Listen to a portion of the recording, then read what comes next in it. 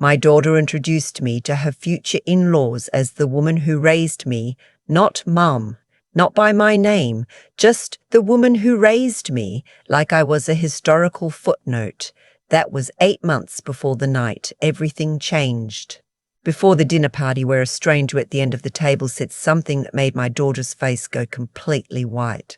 But to understand how we got there, I need to take you back to the afternoon I turned 63 and sat alone in my car in the parking lot of a Walgreens for 45 minutes because I didn't know what else to do. The retirement party had been that morning. 28 years at Marion Health Systems, mostly in medical billing and then claims processing.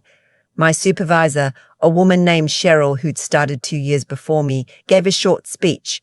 She said I was dependable. That was the word she used, dependable. Like I was a kitchen appliance. They gave me a gift card to Olive Garden and a card everyone had signed in different coloured pens. My daughter sent a text at noon. "Congrats, Mum." "Celebrate tonight?" I wrote back yes. She never followed up.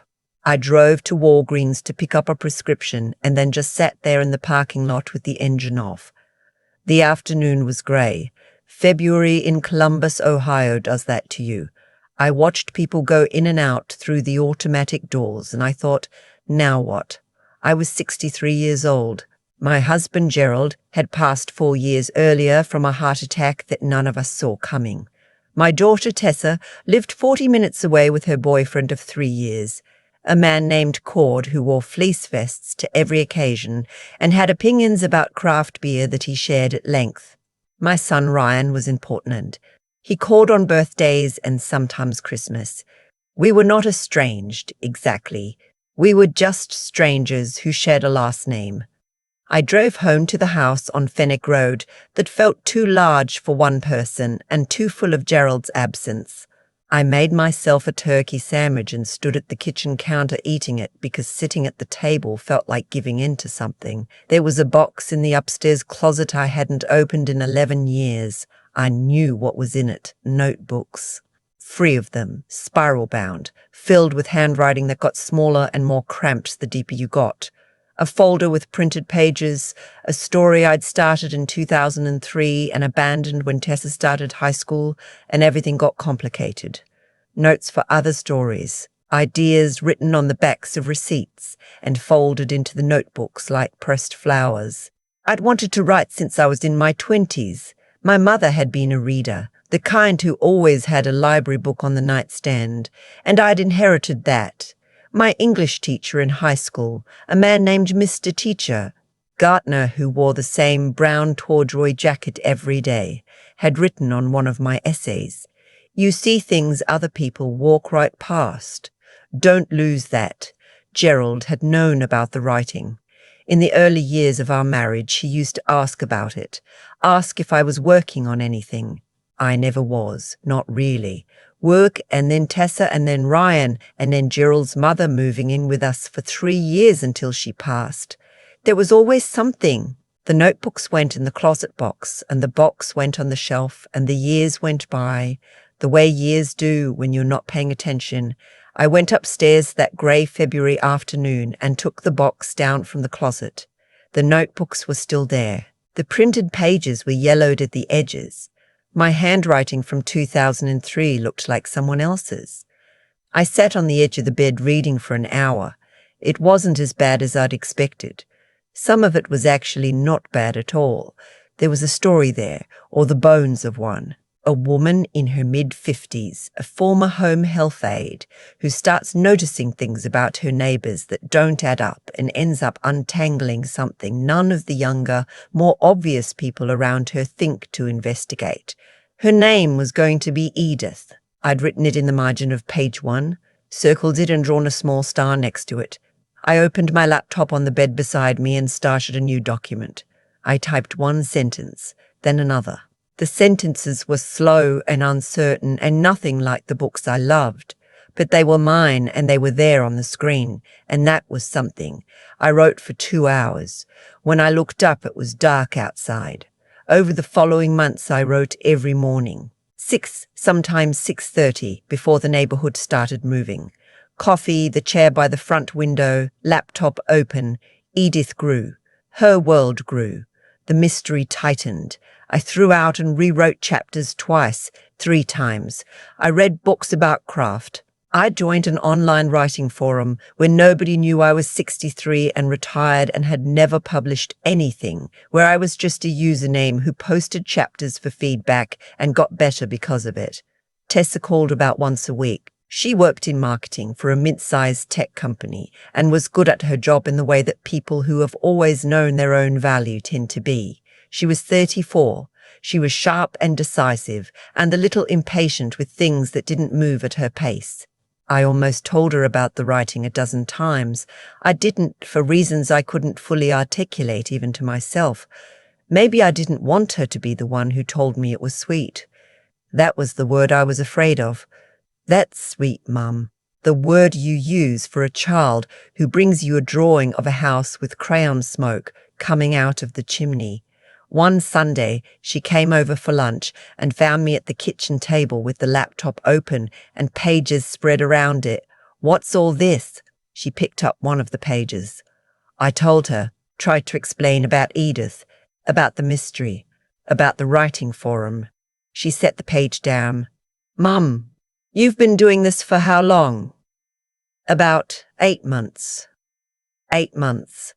She had a look on her face I recognized. The same look she got when Cord described a new sourdough starter he was maintaining. Patient, willing to be polite. "And you're just writing it for yourself," or "I'm going to try to submit it. When it's done." Submit it where? Literary agents, publishers. She was quiet for a moment. That industry is really hard to break into. Like, really hard. And the market right now, from what I've heard, they're looking for younger demographics. Personal brand, platform, social media following. She sat down across from me. "Have you thought about starting a blog first? Like building an audience before you try to do the big thing? You could write about, I don't know, retirement, cooking, things you actually know. I know how to write a mystery. I know you do. She picked up her coffee cup. "I don't want you to be disappointed. The publishing world isn't very kind to people who are starting out later." I closed the laptop.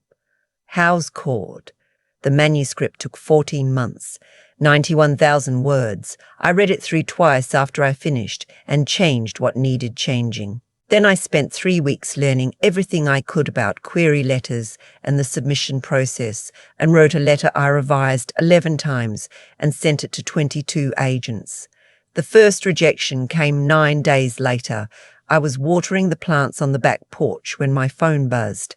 "Thank you for your submission. This isn't the right fit for our list at this time." I stood there reading it with the watering can in my hand, dripping onto the porch boards. Then I went inside and wrote it down in a notebook I'd designated for this purpose. Rejection, one of however many this was going to take. I called Tessa that evening. I don't know why. Old habit, maybe. Or hope. "I got my first rejection today," I said. "Oh, Mum." Her voice was careful. "Are you okay?" "I'm fine. I expected it. Just wanted to tell someone." "Well, you knew it would probably take a while." Pause. "Or maybe maybe the book needs more work?" Sometimes outside feedback. I've had outside feedback, quite a bit of it. From real editors, though, people who actually know the industry. I said I should let her go. She said of course, and that we'd talk soon, and that she loved me, and I believed the last part and was less certain about the rest. Rejection 7 came with a small note at the bottom. "The premise is strong, but the protagonist's age may limit commercial appeal." I read that 3 times. The protagonist's age. Edith was 56. Apparently that was a problem. I kept writing, started book 2 while waiting to hear back on book 1. Edith was 57 now in the new one, and I made her sharper, more certain of herself, less willing to be looked past. After rejection 17, I sat at the kitchen table on a Tuesday night with a glass of wine and thought seriously about deleting the whole thing. Gerald's chair was across from me, the one with the slightly worn armrest where he used to rest his elbow. I thought about what he would have said. He was not a man of elaborate encouragement. He would have said something like, "You didn't quit when Ryan had colic for 4 months. You're not quitting now." I sent 3 more queries the next morning. 6 weeks later, an email arrived from a small press in North Carolina called Hazel House Publishing. They were a boutique operation, 5 years old, with a focus on women's fiction and what they called stories for readers the industry forgot. They had read my full manuscript and wanted to talk. We talked the following Tuesday. The editor, a woman probably 10 years younger than me, said, "We want this book, and we want to know if there's more where it came from." I told her I was already 3 months into the second one. She laughed and said, "Perfect." The contract they sent was modest. A small advance, 2,000 copies to start. I signed it sitting at the kitchen table with Gerald's chair across from me, and I put my hand on the worn armrest for a moment before I got up. I used a pen name. I chose it carefully, M.V. Callahan. Close enough to my own name, Marion Voss, that it felt like me, far enough away that if Tessa was right about everything I could disappear behind it quietly. I did not call Tessa when the contract came. I'd stopped needing to tell her things immediately. That had been a slow change, like a dial turning in a different direction, and I hadn't noticed it until it was mostly done. The book came out 11 months later. Still water running. They sent me 10 copies and I held one in both hands in my kitchen for a long time. M.V. Callahan on the cover, and underneath, a Marion Edith mystery. Edith had her name in the series title. That felt right. The first week was quiet. I checked sales numbers more than was helpful. Then a reader posted a review on Goodreads. 5 stars. The title of the review was, "Finally." The review said Edith is 63 years old, and she notices everything, and she doesn't care what you think about that. I have been waiting my whole reading life for this character. Please write more. I read that review in my car in the parking lot of a different Walgreens and cried for several minutes. Good crying, the kind that means something landed. The reviews kept coming, slowly at first, then steadily. Women in their late 50s, 60s, 70s. Women who said they'd almost stopped reading mysteries because they couldn't find themselves in them. Women who bought 2 copies, one for themselves and one for a friend. An email came through Hazel House's contact form, forwarded to me. "Dear M.V. Callahan, I'm 68 years old, and I lost my husband last year, and I thought the best of my life was behind me. Edith made me think it might not be. Thank you." I printed that email and put it on the refrigerator with a magnet. Book 2 sold better than Book 1. Hazel House called when it hit 5,000 copies to tell me they were going back to print. They wanted Book 3. The contract for Book 3 was better than the one for Book 2. A literary agent contacted me. Her name was Sandra Oakes, based in New York, and she had a list of clients whose names I recognized from the bestseller tables at Barnes & Noble. She said she'd been watching M.V. Callahan's numbers for 6 months. She said the market for what I was writing was larger than anyone in traditional publishing had bothered to notice. She said if I was interested in talking about a bigger publisher, she thought Book 3 could be the one. We signed together the following month. Tessa came for dinner in the fall and found me on the phone with Sandra in the kitchen. I stepped outside to finish the call. When I came back in, Tessa was looking at the refrigerator. The printed email was still there, but now there was also a review that a major book blog had run, which Hazel House had sent me as a PDF. Tessa was reading it. "Who's M.V. Callahan?" she said. I sat down at the kitchen table. "That's me." She turned. "What?" "My pen name for the books." She looked at the review, back at me. "Mum, this says 50,000 copies." "Yes, 50,000. I know how to count, Tessa." She sat down across from me. She had her father's quality of stillness when something surprised her, the way she'd go very quiet before she spoke. "Why didn't you tell me?" "I tried to early on. You thought I should write a blog about cooking." She closed her eyes briefly. I thought I was being practical. I know what you thought you were being. She didn't have an answer for that. She picked up the printed blog review and read it again, more carefully. They're comparing you to someone named Jacqueline Winspear. She writes a series I love, actually. The book is sold in how many countries? 12, as of last month. Sandra is working on a few more. Sandra, my agent. She set the review down. Mum, agent. She stopped, tried again. Mum, She stopped. Tried again. I'm sorry I didn't take this seriously. It's all right. It's not, actually. No, I said. It isn't. But we can talk about that later. Do you want dinner? We ate dinner. She asked about Edith, about the plot of book 3, which I was finishing. I told her the parts I could talk about, the shape of the mystery, the way Edith's relationship with her neighbour had been developing across the 3 books. Tessa listened the way she listened when she was actually paying attention, which was different from her other kind of listening. She asked good questions. By the end of the evening, I thought maybe something had shifted, and I hoped it would hold.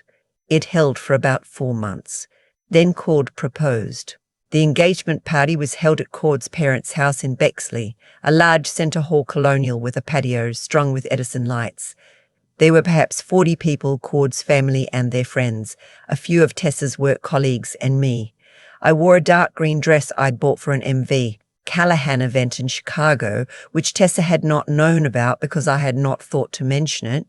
Cord's mother, Francine, was a woman who organized everything and everyone around her with the cheerful efficiency of someone who had never questioned her own right to do so. She came over when I arrived, introduced me to the group she was standing with, her sister's husband, 2 neighbors, and a woman named Barbara, who had apparently known Cord since childhood. And this is Tessa's mother, Francine said. She's from Columbus. She just retired. Not my name, not anything about me. She's from Columbus and she just retired. Barbara said that must be lovely, all that free time. I said yes, it was wonderful, and excused myself to get a drink. Tessa found me on the patio an hour in, standing near the back fence where the Edison lights stopped. She had a glass of champagne and a look that was slightly apologetic without quite committing to it. You okay? Fine, I said. It's a nice party. I meant to introduce you earlier, but it got... She gestured at the crowd inside. You know how these things go. I'll do it properly later. She didn't do it properly later. At some point, Francine asked all the guests to gather in the living room so Cord could tell the story of the proposal, which he did at length with hand gestures. I stood at the back of the room. Afterward, Francine introduced Cord's aunts, his colleagues from the architecture firm, a childhood friend who'd flown in from Denver. She introduced Tessa as our future daughter-in-law, who we love already. She did not introduce me. Tessa and I drove home together for part of the way, stopping at her apartment to pick up something she'd left there. In the car, she said, I know Francine can be a lot. She seems very organized. She likes to run things, so I noticed. Tessa looked at her phone. I'll make sure she knows who you are before the wedding. She'll love the book stuff once she hears it. She's a reader, who you are. Like it was information she was planning to deliver at a convenient moment when it became relevant. I thought about Edith, about what Edith would do. Edith would not say nothing. Edith was 63 years old and she noticed everything, and she didn't care what you thought about that. Tessa, I said, I need you to actually introduce me. Not later, not when it's convenient. At things like tonight, I'd like you to tell people my name and something true about me. She looked up from her phone. I know, Mom. I said I would. You said you'd do it properly later, and then you didn't. The silence in the car was the kind that means someone is choosing whether to apologize or to explain. She chose to explain. The evening got away from me. These events are stressful. Cord's family is a lot to manage, and I was trying to... I know, I said. I'm not asking for much, just my name. She said she understood. I believed she was trying to mean it. 3 months later, Sandra called with news. A major publishing house, one of the largest, had made an offer for book 3 with an option on books 4 and 5. The advance was the kind of number that didn't feel real when she said it. I wrote it down on the notepad by the phone and looked at it for several seconds. They want to put Edith in airports, Sandra said. In train stations, every major retailer. They think with the right campaign this goes very wide. How wide? Bestseller list wide. I think we're talking New York Times, if the marketing goes the way they're projecting. I was sitting in Gerald's chair when she called, the worn armrest under my hand. Okay, I said, let's do it. The wedding was the following June. A venue in downtown Columbus, a converted warehouse space with exposed brick and caterers, and a signature cocktail named after Cord's college football team. There were 211 guests. I was table 14, which was near the kitchen. I was seated between a distant cousin of Cord's, who was in his 20s and had the kind of conversational stamina that only exists before 30, and an older woman who told me at length about her recent cruise. I was wearing the same dark green dress. Tessa had seen it before but said nothing about it. During the cocktail hour, Francine moved through the room with the efficient grace of a cruise director, introducing people, steering conversations, collecting compliments about the floral arrangements. She passed me twice and nodded pleasantly both times. During dinner, the cousin asked what I did. I said I was a writer. He said, "Oh, what kind of writing?" I said mystery novels. He said that was cool. His mum liked mysteries. He asked if I'd published anything. I said yes, 3 books out and a 4th coming in the fall. He seemed genuinely interested for about 2 minutes, and then the conversation moved on. Tessa gave a short speech during dinner, mostly about Cord, about who he was and why she loved him. She thanked her friends who'd been with her through the hard years. She thanked Cord's family for welcoming her. She said, "And thank you to my mother for everything." She looked at me when she said it. She smiled. I smiled back. Everything.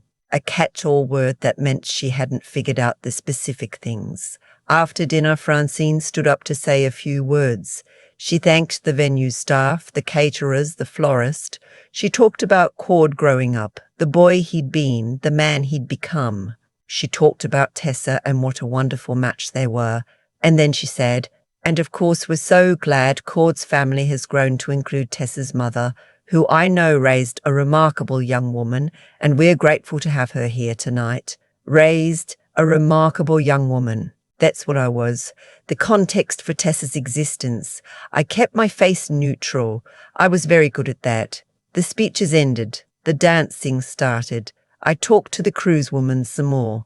I talked to Tessa's work friend, a funny and straightforward woman named Gail, who asked me what I did, and when I told her, lit up and said she'd read the whole M.V. Callahan series. I did not know how to feel about the fact that my daughter's colleague had read all 3 of my books without knowing I wrote them.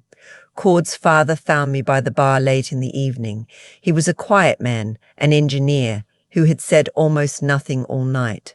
He shook my hand and said, "I want you to know, Linda."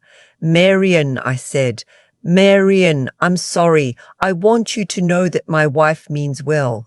She just—" He looked at his drink. "She doesn't always see past the edges of what she already knows." I said I understood. He nodded and walked away. It was the kindest thing anyone in Cord's family had said to me all evening. I left at 9:30. Tessa was dancing. She didn't see me go. 2 months after the wedding, my book 3 sold to the major publisher, and Sandra called again about something else. A production company in Los Angeles had optioned the film rights to the first 2 Marion Edith books. Not a sale yet, but an option, which Sandra explained was the step before. If it moved forward, we were talking about a television adaptation, possibly a streaming series. "The woman they're talking about to play Edith," Sandra said, "just won an Emmy." I was standing in my kitchen. I sat down. "I need you to know," Sandra said, "that there is significant press interest coming with the book 4 launch. The story M.V. Callahan, who she is, a woman who started writing in her 60s. It's a story people want to tell. I think you should think about whether you want to step out from behind the pen name. I thought about it for 2 weeks. Then I said yes. Tessa organized a dinner to celebrate the 1-year anniversary of her marriage. It was at Francine and Cord's father's house in Bexley, the same house with the Edison lights. About 30 people, family, a few couples she and Cord had become friends with, some of his colleagues. I almost didn't go. I'd had a long week of phone interviews for a piece that a major national magazine was running, and I was tired in the particular way that comes from performing yourself repeatedly for strangers who are interested and kind, but still strangers. Sandra had told me the piece was coming out the following month. The magazine had over 2 million subscribers. The journalist had described me as one of the most quietly significant voices in American fiction to emerge in the last decade. I went to the dinner because Tessa had asked me to come, and because she was my daughter, and because despite everything I still wanted to try. Francine seated me at the far end of the table from the main conversation. I was between Cord's aunt and a man from Cord's firm who introduced himself as Duncan. Duncan had the easy confidence of someone accustomed to being the most accomplished person in most rooms, which is a particular kind of confidence that doesn't survive contact with an actual update to its information. He asked within the first 10 minutes what I did. I'm a writer, I said. I write mystery novels. Oh, interesting. What name? M.V. Callahan. He went still. Sorry, M.V. Callahan, who writes the Marion Edith series. Yes. He set his fork down. He looked at me the way people do when they're recalibrating something. My wife, he said, read your first book on a Tuesday and called in sick Wednesday so she could finish the second one. That's kind of her. She talks about Edith like she's a real person. Most of my readers do. He looked down the table toward where Tessa was seated beside Cord, talking to Francine. Does Tessa's family know you? He stopped. That I write the books? Yes. He picked up his fork again, put it down again. The magazine piece. You've seen it. My wife forwarded it to about 30 people. It comes out next month, but it's been circulating online. He looked at me with a directness that was actually refreshing. Marion, can I ask you something honestly? Please. Does Tessa know how? He searched for the word. How significant this is. What you've done? I looked down the table at my daughter. She was laughing at something Francine had said. Her head tilted the way it tilted when she was genuinely amused. She looked happy. She looked like herself. She knows I write books, I said. She's working on understanding the rest. Across the table from Duncan was a woman I hadn't been introduced to yet. She'd been quiet most of the dinner, listening more than she spoke. She was perhaps 45, with dark hair going grey at the temples, and the kind of posture that suggested she'd spent years in a profession that required it. She'd been looking at me for the last few minutes with an expression I couldn't quite read. She leaned forward now. I'm sorry to interrupt. I'm Vera Stanton. I'm with Meridian Pictures. I said it was nice to meet her. We're the production company, she said, that holds the option on your books. The table went quiet in stages, the way sound drops out of a room when something more important than the current conversation is happening. Duncan's colleague next to him stopped mid-sentence. Cord's aunt looked up from her plate. I've been trying to reach you through Sandra Oaks for 6 weeks, Vera said. Her voice was even, professional, but there was something underneath it that I recognized as urgency being carefully managed. We have a production window closing in February. The network is committed to a pilot order contingent on your approval of the showrunner we've chosen. Without your sign-off, we lose the slot. The table had gone entirely quiet now. Everyone was listening. We're talking about a 10-episode first season, Vera continued. The deal on the table is... She glanced at the others and made a slight decision. It's significant. It's the kind of deal that doesn't wait. Tessa was staring at me from the other end of the table. Francine was staring at me. Cord had stopped eating. Why are you here? I asked Vera. Because when I asked Sandra why you'd been unavailable, She mentioned you'd be at a family dinner this evening. I know this is. She looked around the table. Not the appropriate venue. I apologize for that. But I've learned sometimes you have to be where the person actually is. The silence stretched. Someone at the far end of the table whispered something to someone else. Claude's aunt set down her fork with a small click. Tessa found her voice. Mom, what is she talking about? She's talking about my books, I said. The series they've optioned. The Marion Edith mysteries, Duncan said helpfully. The ones with, I know what they are, Tessa said. She didn't say it unkindly. She said it the way you say something when you're trying to organize information faster than it's arriving. Mom, a television deal. It's been in discussion. For how long? Several months. Francine was looking at me with an expression I hadn't seen on her face before. A complete suspension of her usual social management. She was not performing anything. She was just looking. Tessa stood up from her chair. She came down the length of the table, past her in-laws and her husband's colleagues and Claude's aunt, who was still watching everything with great interest. She stopped beside me. I didn't know it had gotten this far. She said quietly, I know. You should have told me. I tried to tell you many times. I told you about the pen name. I told you about Sandra. I told you about book 3. You were always, I looked for the right word, busy with other things. Her eyes were bright. Not quite tears, but close. That's not fair. Tessa, I said, at your engagement party, your future mother-in-law introduced me to 40 people as Tessa's mother. She just retired. At your wedding, I sat at table 14 near the kitchen. Tonight, I'm at the end of the table next to people I've never met. I'm not angry at you. I love you, but I have been disappearing in your spaces for years, and you let it happen. The room was absolutely still. Vera Stanton had the grace to look at her plate. Tessa's face went through several things in quick succession. Something that was almost anger and then wasn't. Something that was embarrassment and was honest enough to become something else. Her eyes filled. I'm sorry, she said. It came out rough, like it had to push through something to get there. I reached up and touched her hand. I know. I didn't see it. I know that too. Francine spoke from the other end of the table. Her voice was careful in a way I hadn't heard from her before. I owe you an apology as well, Marion. She said my actual name, I noticed. I treated you as a category rather than a person. That was wrong. I looked at her. Thank you. Vera cleared her throat gently. I'm sorry to push, but I know, I said. Can you come by tomorrow morning? I'll make coffee and we can talk properly. Yes, absolutely.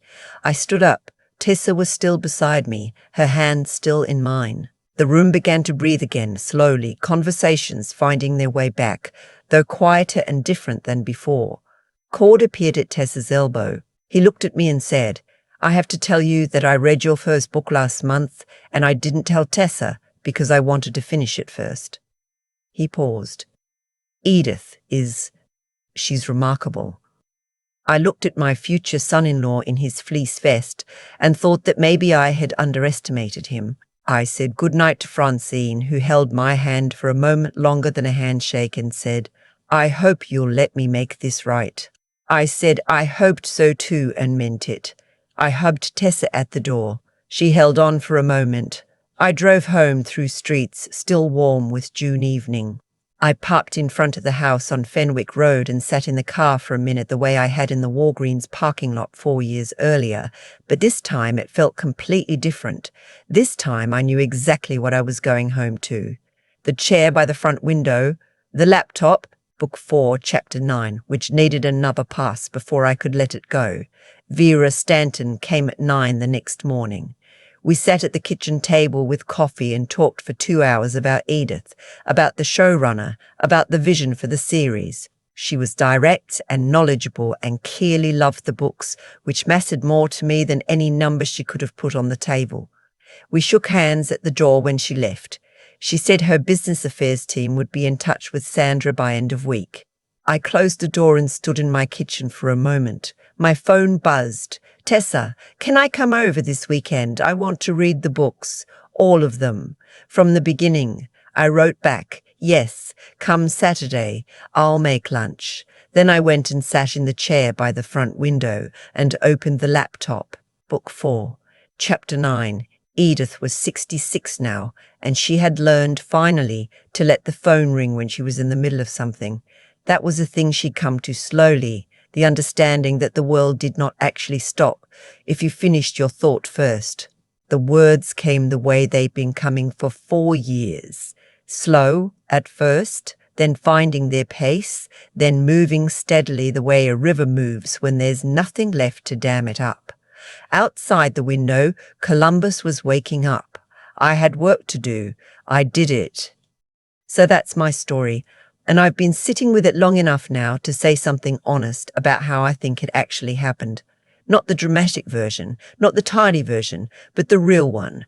I spent the better part of 4 years building something quietly, not because I was clever about it, not because I had some strategy.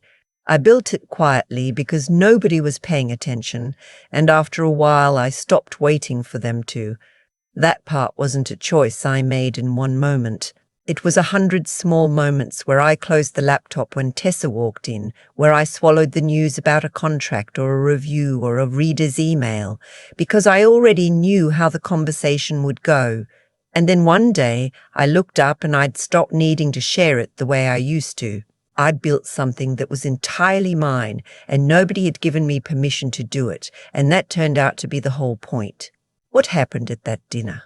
Vera Stanton sitting at the end of the table, the room going quiet, Tessa's face going through everything it went through.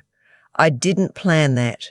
I didn't arrange it, didn't engineer it, didn't even particularly want it to happen that way. But here's what I've come to understand. The life you actually build, the work you actually do, doesn't stay hidden indefinitely. Not because the world is fair, and not because good things find good people, like some kind of invisible magnet, but because real work leaves evidence. It accumulates. 50,000 copies, 12 countries, a production company option. Those things exist in the world whether or not your daughter mentions them at dinner, and eventually the world finds its own way to surface them. Francine called me by the wrong name for a year. She introduced me as a category. Tessa's mother, she just retired, because that was the box she had, and I hadn't given her reason yet to look for another one. I used to think that was her failure. Now I think it was partly mine. I kept showing up to rooms where I was invisible and then saying nothing. I kept waiting to be seen instead of simply being present as myself. The night things changed, I didn't make a speech. I just answered Duncan's question honestly, and then answered Vera's. I was just there, fully, as the person I'd actually become, and that was enough to change the shape of the room. Tessa said she didn't see it. I believe her. We teach the people we love how to see us, and I had spent 34 years teaching her that I was the woman in the background, the one who managed things, the one who was always available, the one whose name you didn't need to say because she would be there regardless. I had taught her that, and then I expected her to unlearn it without being shown anything different. That's not fair to either of us.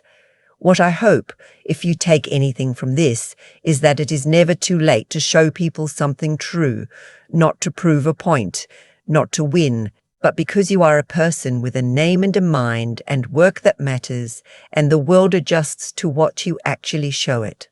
My daughter is reading the books now. All of them from the beginning. Cord finished them first. Francine sent me a note on paper, actual paper, saying she hoped we could start again. We can, we are. I go back to the chair by the window every morning. The words keep coming. Edith keeps getting older and sharper and less interested in being overlooked. I find I have the same problem.